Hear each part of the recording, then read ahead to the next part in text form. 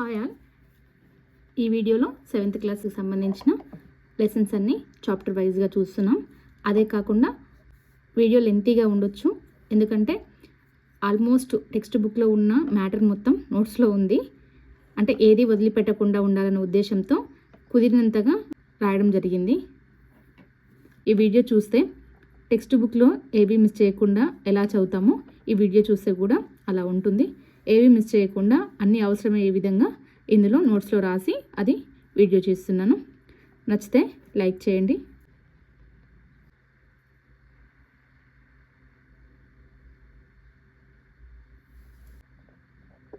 ముందుగా లెసన్లోకి వెళ్దాం. ఇది 7th క్లాస్లోని ఫస్ట్ లెసన్. లెసన్ నేమ్ వివిధ రకాల పాఠాలను అర్థం చేసుకోవడం. ఫస్ట్ పాయింట్, మనం నివసించే ప్రపంచంలో అనేక భౌతిక అంశాలు ఉన్నాయి. ఉదాహరణకి పర్వతాలు, కొండలు, సముద్ర తీరాలు, ఎడారులు, అడవులు, మంచుతో కప్పి ఉన్న ప్రాంతాలు, ఇవన్నీ భౌతిక అంశాలు. నెక్స్ట్ పాయింట్, వివిధ రకాల పటాలను అధ్యయనం చేయడం వల్ల ఆయా ప్రాంతాల్లో నివసించే ప్రజలను ఈ భేదాలు ఎలా ప్రభావితం చేస్తాయో, ఆయా ప్రదేశాల్లో ఉండే ప్రజలు ఈ భౌతిక అంశాల వలన ఏ విధంగా ప్రభావితం అవుతున్నారో తెలుసుకోవచ్చు. నెక్స్ట్, కొన్ని పటాలు ఆయా ప్రాంతాలు ఎంత ఎత్తో ఎంత లోతులో ఉన్నాయో తెలుసుకోవడానికి, మరికొన్ని పటాలు ఆయా ప్రాంతాల్లో వర్షం, వేడి, చలి ఎలా ఉన్నాయో, మరికొన్ని అక్కడ పండే పంటలు, అడవులను గురించి తెలుపుతాయి. కొన్ని పటాలు దేని గురించి తెలిపాయండి? కొన్ని పటాలు ఆ ప్రాంతం ఎంత ఎత్తులో ఉంది, అదేవిధంగా ఎంత లోతులో ఉందనే దాని గురించి. ఇంకొన్ని పటాలు అక్కడ ఉండే ఉష్ణోగ్రత, వర్షాపాతం, అదేవిధంగా చలి అనేది ఏ విధంగా ఉంటుంది. ఇంకొన్ని పటాలు అక్కడ పండే పంటలు, అడవులను గురించి తెలుపుతాయి. పటాలను అధ్యయనం చేయడం ద్వారా ప్రపంచం గురించి మనం చాలా విషయాలను తెలుసుకోవచ్చు. అంతే కదండి, పటాలను అధ్యయనం చేయడం ద్వారా అనేక భౌతిక అంశాలు ఉన్న ప్రపంచంలో ఎక్కడెక్కడ ఏ విధంగా ఉంటుందనే విషయాలు, చాలా విషయాల్ని తెలుసుకోవచ్చు. నెక్స్ట్ పాయింట్, కర్ణాటక పశ్చిమ కనుమల్లో సతత హరితారణ్యాలు ఉన్నాయి. కర్ణాటక పశ్చిమ కనుమల్లో సతత హరిత అరణ్యాలు ఉన్నాయి. ఇక్కడ దక్షిణ అమెరికా ఖండంలోని బ్రెజిల్ దేశంలో కొకానా బీచ్ ఉంది. ఏ దేశంలో ఉంది అండి? బ్రెజిల్ దేశంలో కొకానా బీచ్ ఉంది. ఏ ఖండంలో? దక్షిణ అమెరికా ఖండంలో. నెక్స్ట్ పాయింట్, ఆఫ్రికా ఖండం లిబియా దేశంలోని సహారా ఎడారిలోని ఒక ఒయాసిస్ మనకి టెక్స్ట్ బుక్లోనే ఒక పిక్చర్లో చూపించారు. ఆఫ్రికా ఖండంలో లిబియా దేశం ఉంది, అందులో ఏ ఎడారి ఉంది? సహారా ఎడారి. లిబియా దేశంలో సహారా ఎడారి విస్తరించి ఉంది. నెక్స్ట్ పాయింట్, అంటార్కిటికా మంచుతో కప్పి ఉన్న ఖండం. అంటార్కిటికా ఖండం దక్షిణ ధ్రువంలో ఉంటుంది. ఇక్కడ మంచుతో కప్పబడి ఉంటుంది.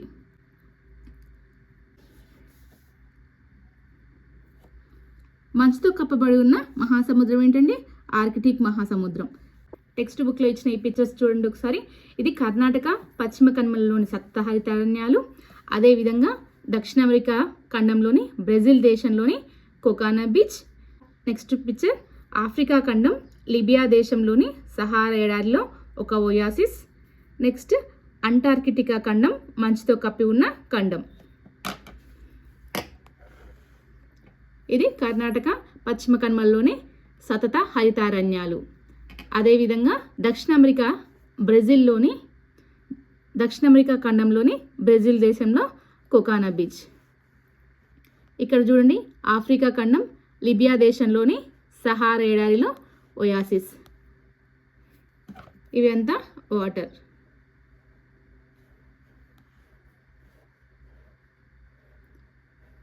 అదేవిధంగా ఇక్కడ చూడండి, అంటార్కిటికాలో ఈ ఖండం అంతా మంచుతో కప్పబడి ఉన్నది ఇచ్చారు. 6th క్లాస్లో కూడా పటాలకు సంబంధించిన ఇన్ఫర్మేషన్ చూసాము కదా.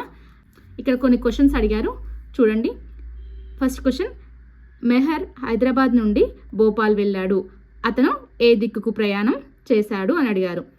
నెక్స్ట్ క్వశ్చన్, అశోక్ లక్నో నుండి చెన్నై వెళ్ళాడు, ఆయన ఏ దిక్కుకు వెళ్ళాడు అని అడిగారు. థర్డ్ క్వశ్చన్, రెజినా ముంబై నుండి భువనేశ్వర్ వెళ్ళింది, ఆమె ఏ వైపుకు వెళ్ళింది. ఫోర్త్ క్వశ్చన్, వెప్రచు కోహిమా నుండి జైపూర్ వెళ్ళాడు, ఆయన ఏ దిక్కుకు ప్రయాణించాడు అని ఈ క్వశ్చన్లు అడగడం జరిగింది.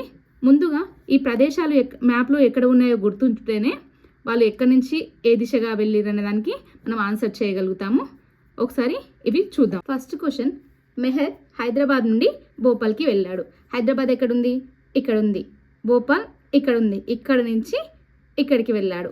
అంటే హైదరాబాద్ నుంచి ఉత్తర దిశగా ప్రయాణం చేస్తే భోపాల్ని చేరుకోవచ్చు. మెహర్ ఉత్తర దిక్కుగా ప్రయాణం చేశాడు. నెక్స్ట్ క్వశ్చన్, అశోక్ లక్నో నుండి చెన్నై వెళ్ళాడు. అతను ఏ దిక్కుకు వెళ్ళాడు? లక్నో ఎక్కడ ఉంటుంది అండి? ఇక్కడ ఉంది. ఉత్తరప్రదేశ్ లక్నో. లక్నో నుంచి చెన్నై వెళ్ళాడు. అంటే లక్నో నుంచి చెన్నై కాబట్టి ఇందులో లక్నో నుంచి చెన్నై వెళ్ళాడు. దక్షిణ దిశగా ప్రయాణం చేయడం జరిగింది. అశోక్ లక్నో నుంచి చెన్నై రావడానికి దక్షిణ దిశగా ప్రయాణం చేశాడు. నెక్స్ట్ క్వశ్చన్, రెజీనా ముంబై నుంచి భువనేశ్వర్ వెళ్ళింది. ఆమె ఏ వైపుకి వెళ్ళింది? ముంబై నుంచి భువనేశ్వర్. అంటే తూర్పు దిశగా ప్రయాణించి భువనేశ్వర్ని చేరుకుంది. నెక్స్ట్ క్వశ్చన్, వెప్రచు కోహిమా నుండి జైపూర్ వెళ్ళాడు. వెప్రచు కోహిమా నుండి జైపూర్ వెళ్ళాడు. అతను ఏ దిక్కుకు వెళ్ళాడు? నాగాలాండ్, కోహిమా ఇక్కడ ఉంది. అదేవిధంగా జైపూర్ రాజస్థాన్. కోహిమా నుంచి జైపూర్కి వెప్రచు వెళ్ళాడు. ఇది ఏ దిశగా అని అడిగారు. పడమర దిశగా జైపూర్కి వెళ్ళాడు. నెక్స్ట్ గుర్తులు. బిందువు, రేఖ, ప్రదేశం. ఏదైనా భౌతికపరమైన వాటిని పటంలో చూపడానికి గుర్తులను ఉపయోగిస్తాము. అంతే కదండి.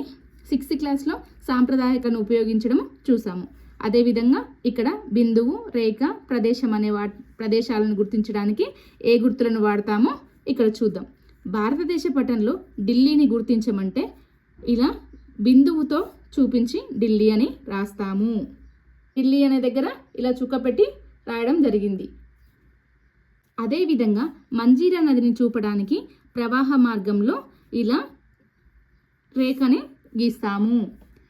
నెక్స్ట్ పాయింట్, రైలు మార్గాన్ని చూపడానికి ఈ గుర్తుతో ట్రాక్ని గీస్తాము. తెలంగాణలో మెదక్ లేదా హైదరాబాద్ జిల్లాలను చూపాలంటే సరిహద్దుని గీసి వేరు రంగులతో కానీ డిజైన్లతో కానీ చూపుతాము. తెలంగాణలో 2 జిల్లాలను చూపించమన్నప్పుడు ఏం చేస్తాము? రెండింటికి సరిహద్దులు గీసి వేరు రంగులతో వాటిని డిజైన్లతో చూపిస్తాము. నదులను చూపించడానికి ఇలా ప్రవాహ మార్గంలో రేఖలను గీస్తాము. ఆకుపచ్చ, పసుపు, గోధుమ రంగులు వేసి వివిధ ప్రాంతాలను తెలిపే పటాలు అట్లాస్లో మనం గమనించవచ్చు. ఈ భౌతిక పటాలు రకరకాల భూస్వరూపాలు తెలుపుతాయి. ఏంటంటే ఆ భూస్వరూపాలు? పీఠభూములు, మైదానాలు, పర్వతాలు మొదలైనవి. నెక్స్ట్ పాయింట్, వివిధ ప్రాంతాల ఎత్తులను కూడా భౌతిక పటాలు సూచిస్తాయి. నెక్స్ట్ పాయింట్, పటం అన్ని ప్రదేశాలను కనబడేలాగా చూపుతుంది. రంగు ఉపయోగించి ఎత్తు ప్రదేశాలను చూపటం ఒక పద్ధతి. పటం అన్ని ప్రదేశాలను కనిపించేలాగా చూపుతుంది. అదేవిధంగా పటంలో ఎత్తులను కూడా గుర్తించవచ్చు. రంగు ఉపయోగించి ఎత్తు ప్రదేశాలను చూపడం పటంలో ఒక పద్ధతి. భౌతిక పటాలలో ఆకుపచ్చ, పసుపు, గోధుమ రంగులు వేసి వివిధ ప్రాంతాలను తెలిపే భూస్వరూపాలను చూపించవచ్చు. భూమి మీద ఉండే ఎత్తులను కొలవడం. భూమి మీద ఎత్తును సముద్ర మట్టం నుండి కొలుస్తారు. నెక్స్ట్ పాయింట్, ప్రపంచంలోని అన్ని ప్రాంతాల్లో సముద్ర మట్టం దాదాపు సమానంగా ఉంటుంది. ఎందుకంటే ప్రపంచంలోని సముద్రాలన్నీ ఒకదానికొకటి కలుస్తున్నాయి. లెసన్లో ఒక గ్రామం ఇచ్చారండి.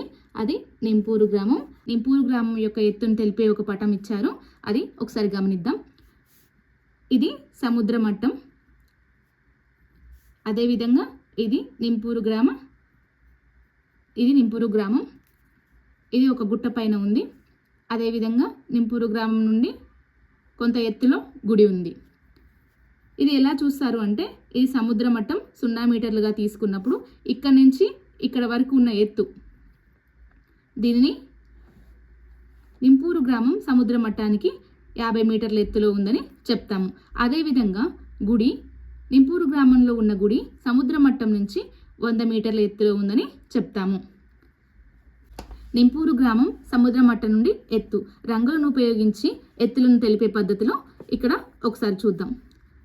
సముద్ర మట్టం ఇక్కడ 0 మీటర్లు. ఇక్కడ నుంచి ఈ మొదటి లైన్ వరకు 0 నుంచి 50 మీటర్ల మధ్యలో ఎత్తు ఉందని చెప్పవచ్చు. ఇక్కడ నుంచి ఈ మధ్యలో ఉన్న 2 గీతల మధ్య 51 నుంచి 100 మీటర్ల ఎత్తు ఉందని చెప్పవచ్చు. 0 నుంచి 50 మీటర్ల ఎత్తు. అదేవిధంగా ఇది 51 నుంచి 100 మీటర్. ఈ ఎరుపు రంగు భాగం 101 నుంచి 150 మీటర్ల ఎత్తులో ఉంటుంది. ఇది సముద్ర మట్టం నుంచి ఉన్న ఎత్తులు. నింపూరు గ్రామం ఎత్తు 3 జోన్లలో ఉంది. ఎన్ని జోన్లలో ఉంది? 0 నుంచి 50 మీటర్లు ఒక జోన్, 51 నుంచి 100 మీటర్లు ఒక జోన్, 101 నుంచి 150 మీటర్లు ఒక జోన్ లాగా చూపించడం జరిగింది. మొదటి జోన్ 0 మీటర్ల నుండి 50 మీటర్ల ఎత్తుకి ఉంది. రెండవ జోన్ 51 నుంచి 100 మీటర్ల ఎత్తునకి ఉంది. మూడవ జోన్ 101 నుంచి 150 మీటర్ల ఎత్తు వరకు ఉన్నాయి. 51 మీటర్ల ఎత్తు నుండి 100 మీటర్ల ఎత్తు మధ్యన ఉన్న ఏ ప్రాంతమైనా 50 మీటర్ల ఎత్తుకు పైభాగాన, అదేవిధంగా 100 మీటర్ల ఎత్తుకు కిందన లేదా దిగువన ఉంటుంది. 51 మీటర్ల ఎత్తు నుండి 100 మీటర్ల ఎత్తు మధ్యన, 51 నుంచి 100 మీటర్ల ఎత్తు మధ్యన ఉన్న ఏ ప్రాంతమైనా 50 మీటర్లకు పైనకి, అదేవిధంగా 100 మీటర్ల ఎత్తుకు దిగువన ఉంది అని చెప్పవచ్చు. 100 మీటర్లకి దిగువన ఉంది. ఎత్తులను వివిధ రంగులలో చూపవచ్చు. కాంటూరు లేదా సమతల రేఖలు. సమానమైన ఎత్తుగల ప్రాంతాలను కలుపుతూ గీసే రేఖనే కాంటూరు లేదా సమతల రేఖ అంటారు. సమానమైన ఎత్తు ప్రదేశాలను కలుపుతూ గీసే రేఖలనే కాంటూరు రేఖలు లేదా సమతల రేఖలు అని అంటారు. భూస్వరూపాన్ని బట్టి ఈ కాంటూరు రేఖలు వంకర టింకరగా ఉండవచ్చు. ఇవి ఒకదాన్ని ఒకటి ఖండించుకోవు. ఈ భూస్వరూపాన్ని బట్టి ఈ కాంటూరు రేఖలు వంకర టింకరగా ఉండవచ్చు. అదేవిధంగా ఇవి ఒకదాన్నొకటి ఖండించుకోవు. 2 కాంటూరు రేఖల మధ్య దూరం ఆ భూమి స్వరూపంపై ఆధారపడి ఉంటుంది. 2 కాంటూరు రేఖల మధ్య దూరం ఆ భూమి స్వరూపంపై ఆధారపడి ఉంటుంది.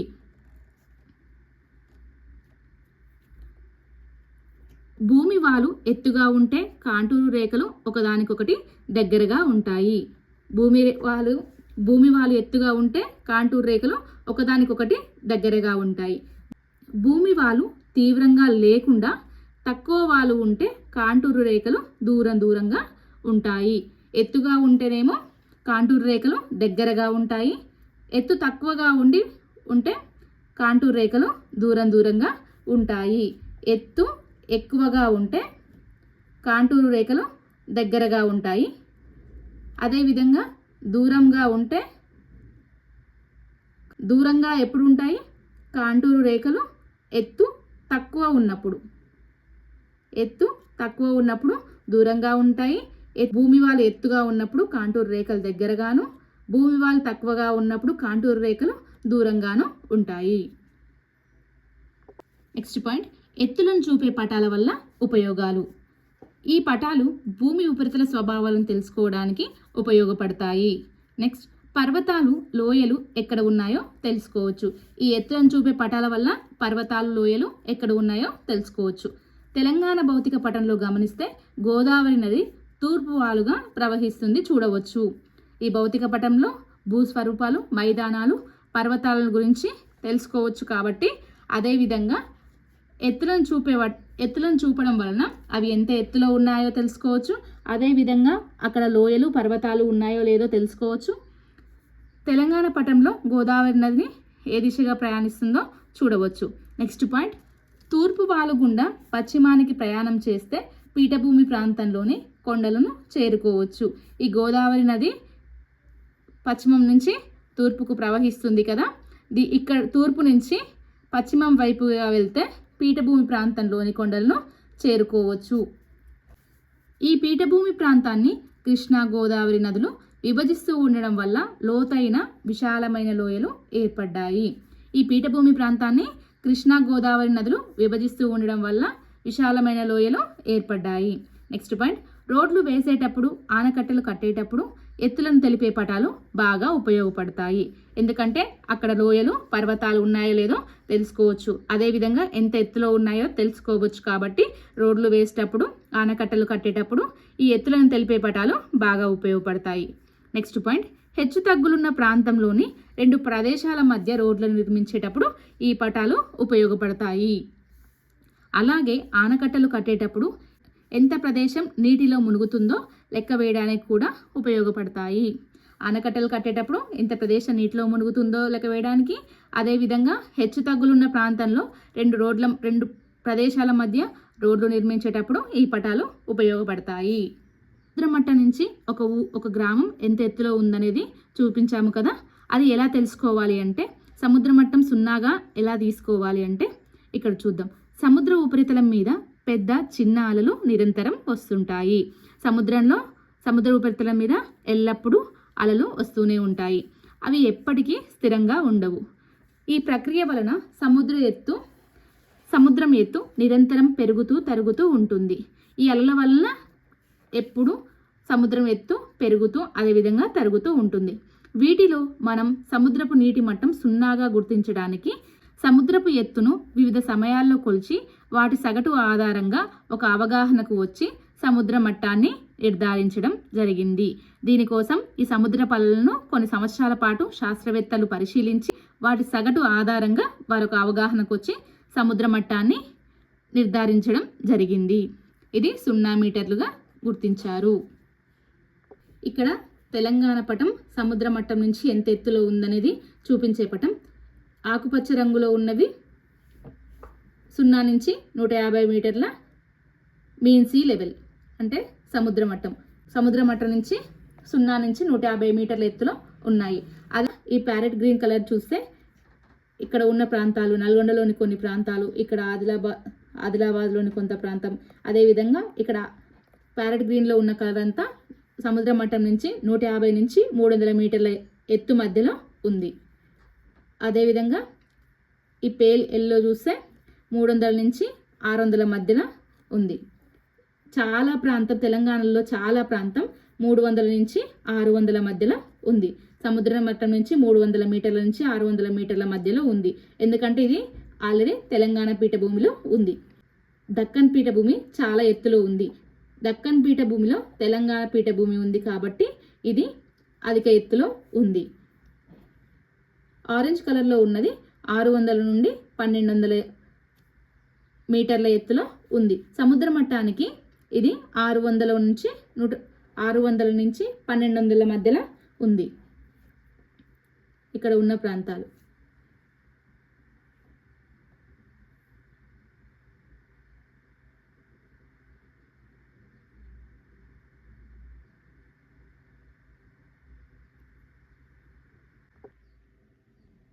Thank you all. పటంలో చూడవచ్చు నింపూరు గ్రామ చిత్రం. ఇది సముద్ర మట్టం నుంచి నింపూరు గ్రామం కొంత ఎత్తులో ఉంది. అదేవిధంగా ఇక్కడ ఉన్న గుడి గుట్టపైన ఉంది. ఇది కూడా కొంత ఎత్తులో ఉంది. దీన్ని ఆల్రెడీ మనం చూసి ఉన్నాం. ఇంతటితో ఈ లెసన్ అయిపోయింది. Thank you all. మీకు నచ్చినట్లయితే వీడియోని లైక్ చేయండి, షేర్ చేయండి. అదేవిధంగా ఎవరైనా సబ్స్క్రైబ్ చేసుకునే వాళ్ళు ఉంటే సబ్స్క్రైబ్ చేసుకోండి.